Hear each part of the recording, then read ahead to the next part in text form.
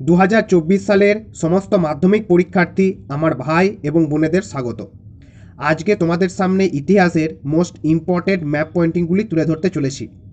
আজকে যে ম্যাপ পয়েন্টিংগুলো বলবো, এই ম্যাপ পয়েন্টিংগুলো মোস্ট ইম্পর্টেন্ট এই কারণেই, তোমাদের যে 3টি টেস্ট পেপার আছে, এবিটিএ, ডাব্লিউবিটিএ এবং পর্ষদের তরফ থেকে যে ফ্রি টেস্ট পেপার দেওয়া হয়েছে, সেই টেস্ট পেপারের প্রায় বেশিরভাগ পেজেই কিন্তু এই ম্যাপ পয়েন্টিংগুলো ঘুরিয়ে ফিরিয়ে দেওয়া হচ্ছে।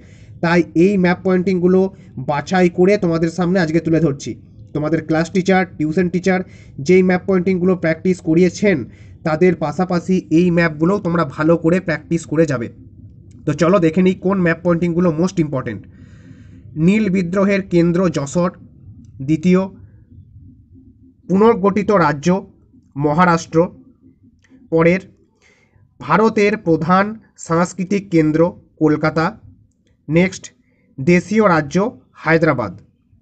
এরপর সাঁওতাল বিদ্রোহের একটি এলাকা, এই এলাকাটি তোমাদের কিন্তু চিহ্নিত করতে হবে, সাঁওতাল বিদ্রোহের এলাকা। নেক্সট, মহাবিদ্রোহের কেন্দ্র ঝাঁসি। নেক্সট, দেশীয় রাজ্য জুনাগড়। নেক্সট, দিল্লি। নেক্সট, পুনর্গঠিত রাজ্য গুজরাট। পরবর্তী, কোল বিদ্রোহের এলাকা ছোটনাগপুর।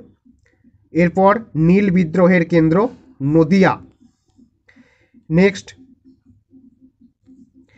সন্ন্যাসী ফকির বিদ্রোহের এলাকা ময়মনসিংহ। পরবর্তী, চুয়ার বিদ্রোহের এলাকা মেদিনীপুর। এবং নেক্সট, মুন্ডা বিদ্রোহের এলাকা ছোটনাগপুর। এই কয়েকটা ম্যাপ পয়েন্টিং তোমরা অতি অবশ্যই ভালো করে দেখে যাও। তোমাদের ক্লাস টিচার, টিউশন টিচার যে ম্যাপ পয়েন্টিংগুলো বলেছে, তার পাশাপাশি এইগুলো অবশ্যই দেখে যাবে। এখান থেকে কিন্তু তোমরা ম্যাপ পয়েন্টিং কমন পাবেই। বুঝতে পারলে? তো তোমরা এভাবেই চ্যানেলটির পাশে থেকো, ভালো থেকো, সুস্থ থেকো।